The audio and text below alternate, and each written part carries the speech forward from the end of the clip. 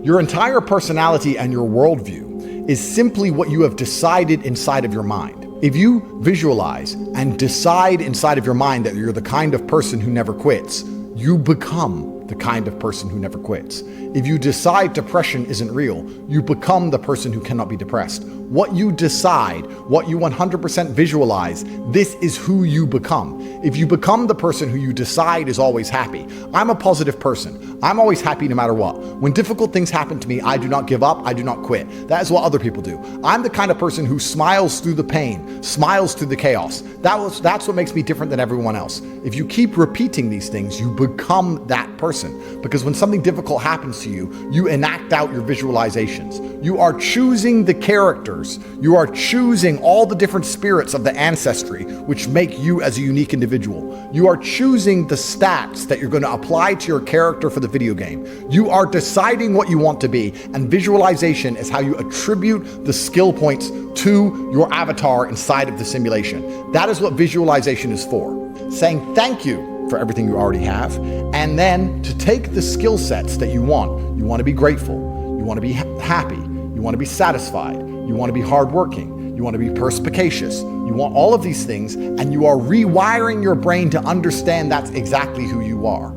Those qualities will give you the things you want. That is how you get the nice house. You do not visualize and beg and ask like a pauper for expensive things that you have not earned. Instead, you visualize having the qualities that you need to go and earn the expensive things that you want. Most people are visualizing to beg the universe for things, like a pauper. God, please give me a Lambo. I visualize I want a really nice big house. Please give me nice stuff. Please give me money. Like a pauper, like a beggar. Let me ask you a question. If someone begs you for things, how do you feel about them? If someone asks you for $10, you give it to them, fine. Then they beg for more, and you give it to them. Then they beg for more, because the human creature is permanently ungrateful. We're always unhappy. We're always going to be asking for more. You're always going to visualize bigger and larger and more grandiose things than you currently have. So when you are visualizing these things and begging the universe for them, not only are you a beggar, but even worse, when the universe does satisfy one of these concerns, you continue to ask for more, and you look ungrateful. Ungratefulness is one of the least likable aspects of the human psyche. If you help somebody with something and they're ungrateful for it, nothing will make you angry faster than that. And the universe, karma, God, the simulation, whatever you want to call it, operates the exact same way. You must always try your very best to not be ungrateful. Most of you shouldn't be visualizing at all because you're doing it completely wrong. Begging God for things makes him dislike you. Begging the universe for things makes the universe dislike you. You are visualizing wrong, and you're actually doing harm to yourself by constantly sitting there like a beggar, like a pathetic peasant. Get rid of that. Instead, use your visualization to imagine yourself in a difficult scenario and imagining yourself handling it flawlessly. Handling it cool, calm, flawless, professional. When James Bond comes under fire, he does not panic. He is a consummate professional, as are you. This is what visualization is for. Doing it for any other reason is a complete waste of cognitive time. In fact, it's actually damaging your relationship with the simulation because you look like a pathetic peasant. You look like a beggar. You are not a beggar. If you came to me and said, Andrew, I want $10 million, please, what's your chance of getting it? Very low. If you come to me and say, Andrew, I have all the skills required to make you $20 million, and in return, all I would like is $10 million. I want to work beside you. I am hardworking. I am dedicated. I do not quit. I do not give up. I learn fast. I have visualized. I have trained my mind to be all of these things. I am exactly who you need on your team. For that reason, we are going to work together and we are going to succeed if you give me the opportunity. That is a completely different ask than give me 10 million. So when I ask people what they want, I go through life and often say to people, guys, what do you want? And they say, I want a fast car, and I want a nice house, and I want a hot girl. They don't say, I want to be hardworking and disciplined and dedicated. I want to be the kind of person who never misses the gym. Everyone says they want muscles. No one says they want to be the person who wants to go to the gym and will not miss the gym. That is why they don't end up with the body they want. I don't need the muscles. I don't need the money. I just need to be the guy who's always in the gym and who always works, because guess what that leads to? If I ask God to give me the powers and the skills so that I can constantly use my body and my cognitive function to dedicate myself towards difficult tasks, he'll give it to me. I'm one of God's soldiers, as are you. I'm asking to be strong so I can go and fight the world. He will give me that.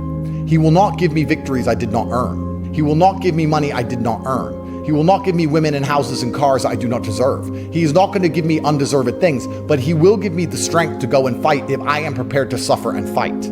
That is what you are visualizing for. You're saying thank you for all of your achievements, and you're asking for the power to go and get more. You do not ask God for an easy life. You ask God for the skills to build any life you want.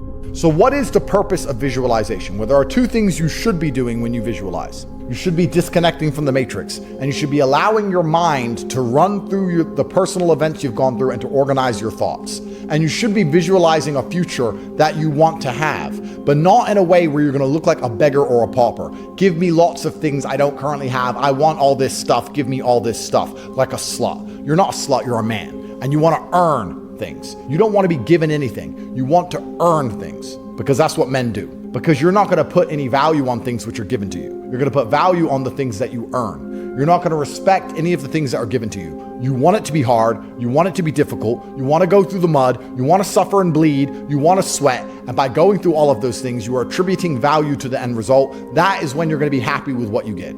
So when you visualize, is trying to 100% convince yourself and the world that you believe you will have the things you want. This is very different than begging and asking for the things you want. This is saying that I know one day I will have them because I believe in myself. You are visualizing the self-belief.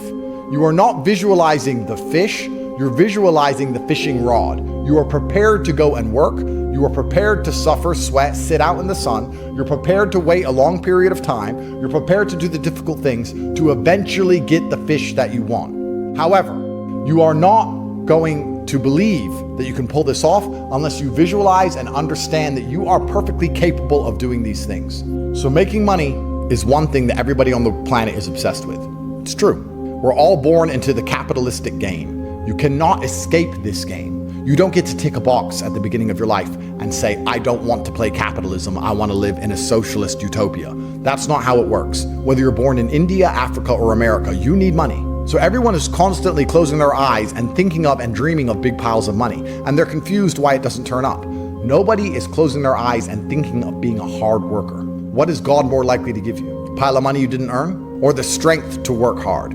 You must rewire your software. Your body is your hardware. If you rewire your software, not only will you have the discipline and dedication to go and work on your hardware as and when required, but most importantly, you're going to have a completely different, unique worldview, which is going to allow you to win. You're going to rewire yourself for competitiveness. This is what you must comprehend about visualization. Say thank you for the things you have and rewire your brain so that you can go out there and win. All I imagine are the skills I need to go and get it. Mindset in and of itself. People often say to me, Andrew, I love your videos. It helps so much with my mindset. Your mindset should be optimized for competency. You are a man and you want an empire. As much as you pretend you don't want an empire, that is false. Having a woman who loves you and children who respect you is an empire. That's what you want. You want money. That's an empire. You want a house which is yours. This is land that is yours that you must protect. That is an empire. You want an empire. If you are optimizing your mind for happiness, then you're not going to be as competitive as the man who optimizes his mind for competitiveness. You need to optimize and visualize and train your brain and train your software to be as capable and as competitive as possible all of the time. This is the most important life hack I can give you as a man, because it is becoming harder and harder to win, and some people are prepared to suffer to win. If you are not prepared to suffer to win, you're never going to beat the guy who is. So you need to visualize this. I am prepared to suffer. I am prepared to do the difficult days that other people are not prepared to do. I am not the kind of person who complains. I do not quit. When everyone else around me is giving up, I am the last one standing. This is what I imagine. This is why I'm going to have everything I've ever dreamed of. This is why I'm going to succeed. I am thankful to God and the universe for all the amazing things I already have. I know I'm going to have more because I'm the type of person who will not give up when everyone else has given up. I know I'm the kind of person who's going to have exactly what he dreams of because I'm going to work for it. I'm going to respect it when I have it. I'm going to show the universe that I deserve it the most. That is why I am the most dedicated. This is extremely important. You must be the kind of person who is prepared to work when no one else is prepared to work. You must dedicate yourself to the task when everyone else is ADHD, everyone else is permanently distracted, everyone else is giving up, nobody else can sit down and get something done for more than 5 minutes before they quit, before they give up. You have to be different than everybody else. Change your visualization strategy. Write down all the qualities that would make you extremely successful in your life. What would make you successful? Firstly, you're the kind of person who can identify opportunities, perspicacity. Secondly, you're the kind of person who never quits, never gives up, indefatigability. Thirdly, you're likable, you're charismatic, you're interesting, you're funny. You need to sit and write down all of the qualities you want in yourself, and that's what you need to be visualizing as you take time off your phone. Rewire your programming. Funny is a decision. Charismatic is a decision. Your aura is a decision. Being likable is a decision. You decide all of these things. You think about and you work on these things. Name a likable, charismatic, a guy with aura, funny, who's smart, intelligent, hardworking, paying attention to opportunities, who doesn't have any house he wants. That's how you get the house. In my life, if I look at all the things I've achieved, the most amazing things, the reason I managed to pull them off is because I 100% believed I was going to. Every time I 100% believed I was going to pull off a miracle, somehow I did. When I truly believed in myself and I knew that somehow I was going to do something amazing, I actually did. It wasn't that I was any more capable than I normally am. It's that I just believed it would go well. Believing it's all going to work out okay somehow makes things all work out okay. You have outlasted every difficult thing that has happened to you so far. You have outlasted all of the situations you thought you would never outlast. You have outlasted all the stressful scenarios you found yourself in. You've managed to do all of that. So there's no reason to believe with 100% success rate that the future is going to be any different. So you're visualizing to say thank you for the things you already have, and you're cementing your work ethic inside of your mind. You're not saying, I want a nice house. You're visualizing saying, I'm the kind of person who is prepared to do anything it takes to get a nice house.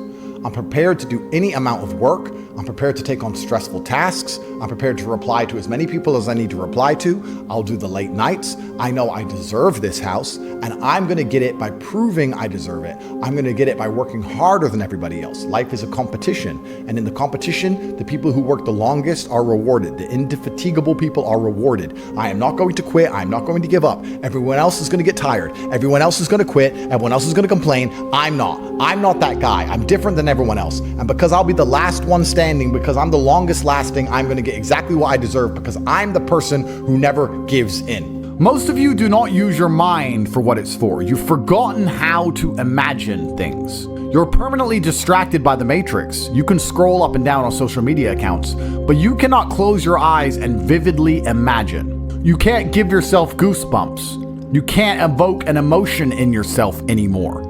This is an age-old skill that humans had very recently up till social media. You should be able to close your mind and imagine the life you want to live so viscerally, so to the point where you can taste it, so that this reality, the one outside of your mind, feels like nothing but a prelude, a ramp, which allows you to get where you want to go. So you should enter the competition, and you should believe that you can win, because you can.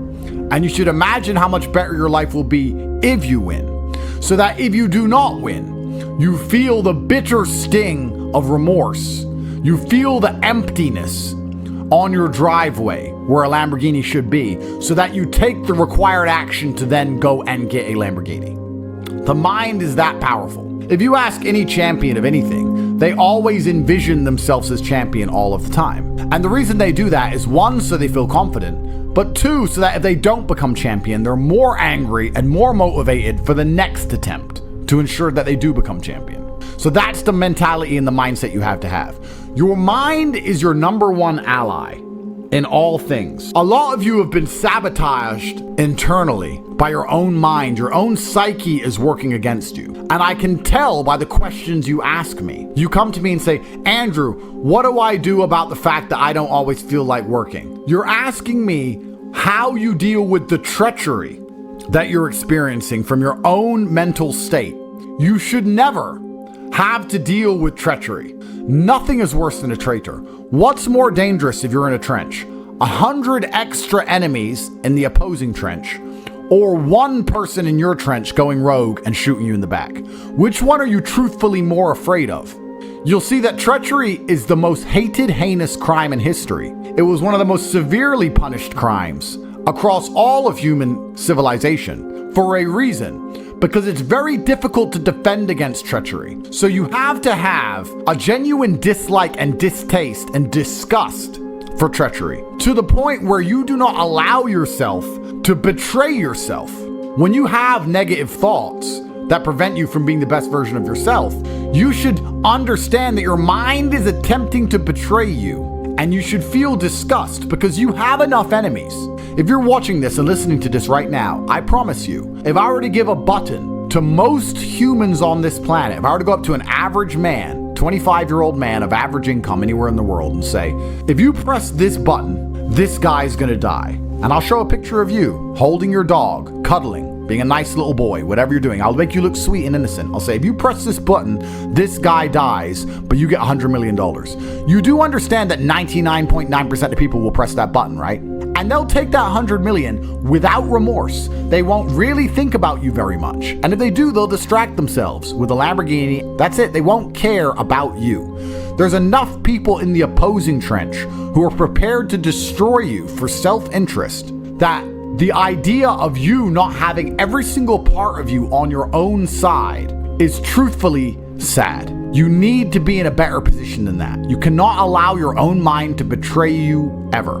It has to be 100% on side all of the time. If you actually analyze most of your failures, you're going to see the majority of them come from self-sabotage.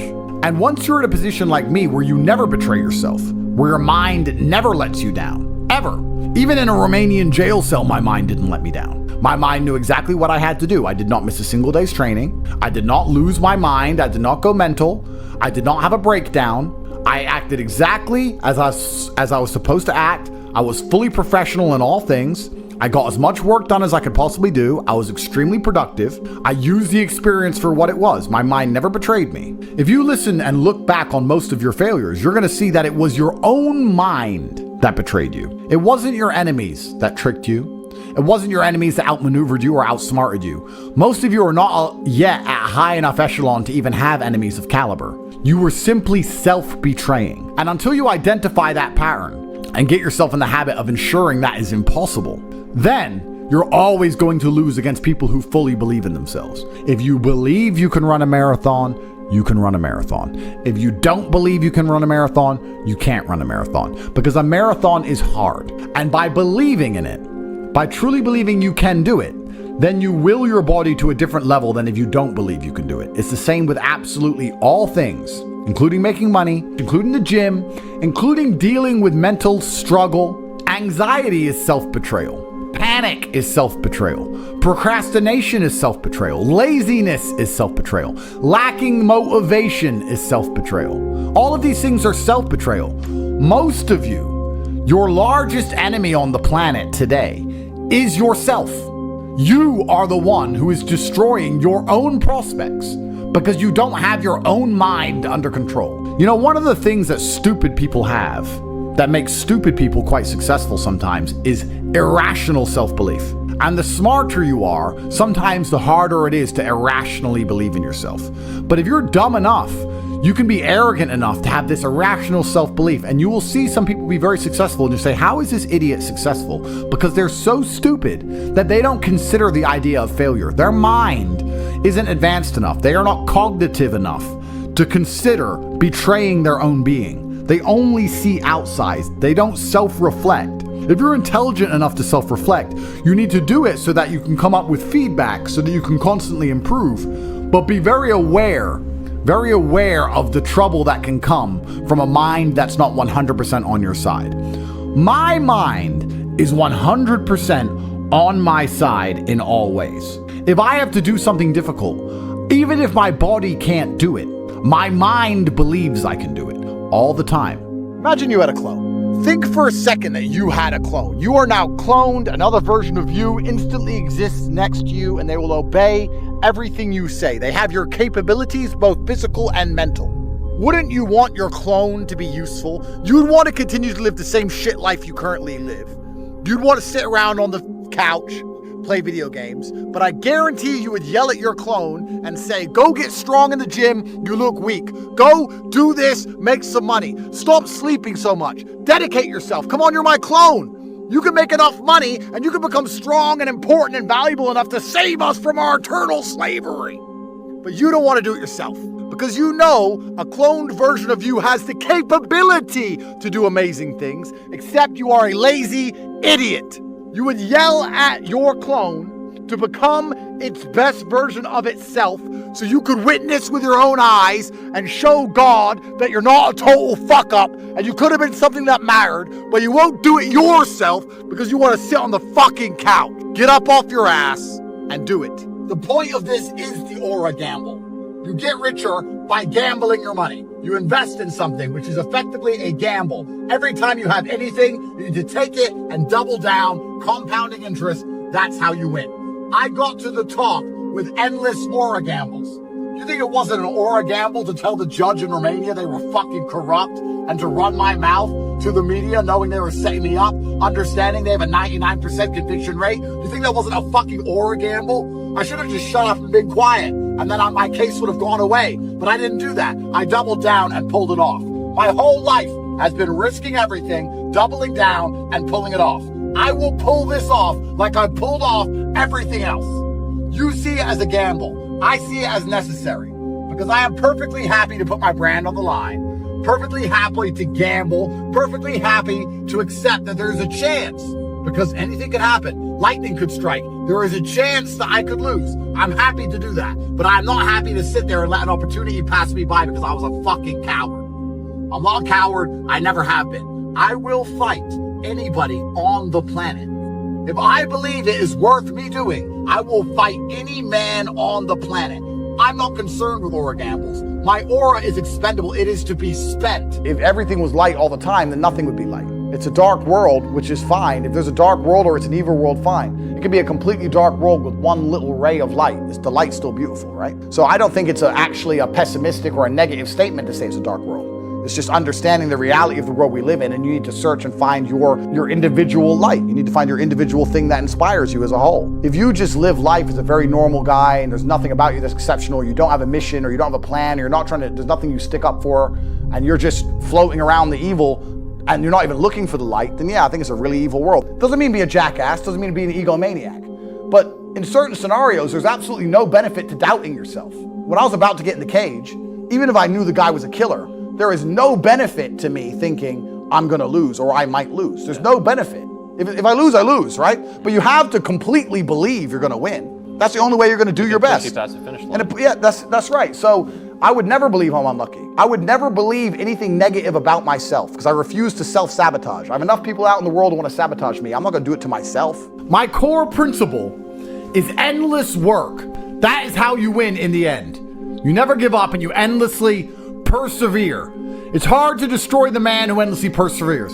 Perseverance is the key, but it's not about the motivation itself.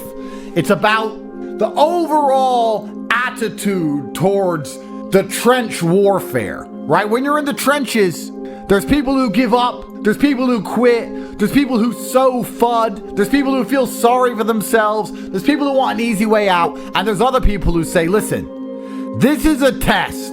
And the only way we're going to get this done is to be irrationally positive all of the time. So I'm here as the commander of the resistance, as the leader of the revolution, to sow endless positivity into the universe, to exude positive orgons. That's what I'm going to do every single day. So if you try your best, you never feel the bitter sting of regret. You never feel the dark rankness. You never taste failure. It's never in your mouth. It's never lucid. It's never tangible because you approached the scenario with absolute vigor. And truthfully, effort is a muscle like everything else. The more you exercise it, the better it becomes. So even if you try for 100% for something and fail, you've exercised your effort muscle, which means you haven't failed because you've learned something and become better at giving effort to things. You've become better at being concentrated on a task. So it's nearly impossible to fail in these scenarios. You guys will say it's never a failure, it's always a lesson when you didn't even fucking try. That's wrong. That's a failure. But if you absolutely try your best, then it is a lesson and there are benefits, right? It's like going for a PB in the gym. You may not get the PB, but your muscles get stronger because you tried so hard. That's how every single task should be approached. I'm trying to lift as much as possible. Perhaps I failed, but because I tried so hard and I strained so hard, my muscles ache and I got stronger anyway. Meaning I did not fail at the task of becoming stronger. There were tangible benefits to my effort in and of itself. It's about us being endlessly positive. It's about us making things happen. Making things happen is the masculine essence to how you should approach the world. A real man, he will go out there and do and happen to things. He won't have things happened to him. He doesn't take things. You need to go and you need to give to the universe. You need to give. And then there will be a reflection and equal and opposite force, Newton's third law, and you will be monumentally rewarded. You're only going to be rewarded if you differentiate yourself from the crowd via effort. A lot of people don't know how to try anymore, but we are not like that. That's why fans of mine are so monumentally successful. We know better. We know how to try. That's why we always endlessly win.